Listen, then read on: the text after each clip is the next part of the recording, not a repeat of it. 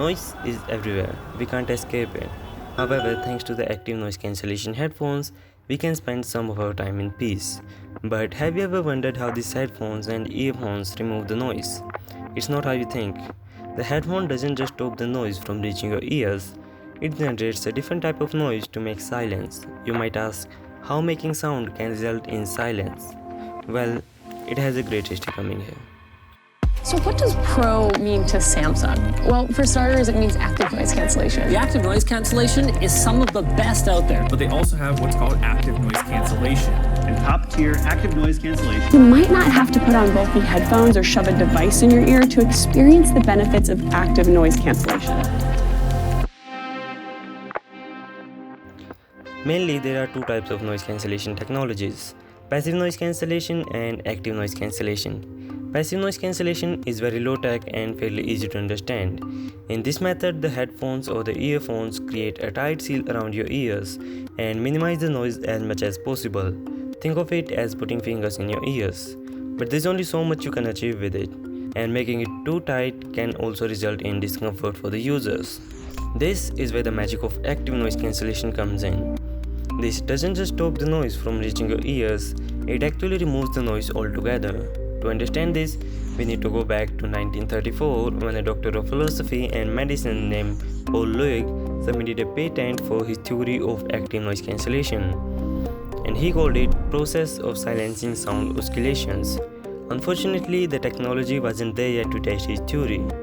Instead of funds for the research or appreciation, rather the patent brought many controversies for him with the Nazi government. However, in 1950s, an electrical and aerospace engineer named Dr. Lawrence Jerome Fogel submitted his own patents and invented one of the first noise-cancelling headphones, but they were specifically made for helicopter pilots to reduce noise and improve communication. But the real advancement in the technology came in 1978, when Dr. Amar Bose, founder of Bose, was on a flight from Zurich to Boston. He used the basic headphones provided by the airline, but he couldn't listen to his music because of the noise coming from the plane's engine. He got frustrated and started doing some calculation on a napkin to see if he can make a headphone that can remove external noise. As soon as he got out, he formed a group called Noise Reduction Technology Group and started working on this technology. It took them 8 years to finally make a working prototype. On December 23, 1986, a two-seater private plane made a world record by remaining in the sky for 9 days, 3 minutes and 44 seconds. Exactly. It became the first plane to fly across the whole world without stopping even once. Both of the pilots were wearing the prototype headphones made by Bose. In 1989, Bose launched the world's first commercial noise-cancelling headphones. Starting with pilots, then first-class passenger to the general public. They became hit as soon as they came out. But how does active noise cancellation technology actually work? When something or someone makes any sound, it travels in the form of a sound wave. The top part of the wave is called peak and the bottom part valley. Let's do a small experiment to understand the technology. Record yourself saying something like, "My money don't jiggle jiggle, it folds. I'd like to see you wiggle wiggle." Take this recording in any audio editing program and invert the audio. This will invert the sound wave, making it peak valleys and valleys peak. If you listen to it now, everything will be the same, except when you add the original audio back on top and listen to both simultaneously, then it will be total silence. But how can adding two sounds together can result in silence? This is a sound wave on a graph.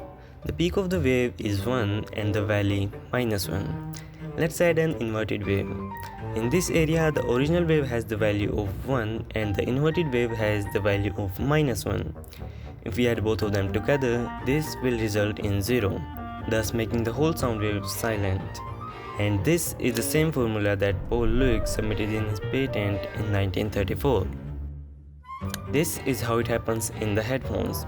Before this noise sound wave reaches your ears, a microphone outside the headphones picks up the sound wave and a processor inverts the sound wave and plays it in the speaker. When the inverted sound wave adds up with the original wave, it results in silence. Of course, this is much easier on paper than doing it physically, because the sound doesn't stay the same when it travels. If you record a sound sample here and another here, there will be many differences between both of them, and everything has to be taken in account. And on top of that, all of these processes have to happen at the speed of sound, so the inverted sound syncs perfectly with the original sound.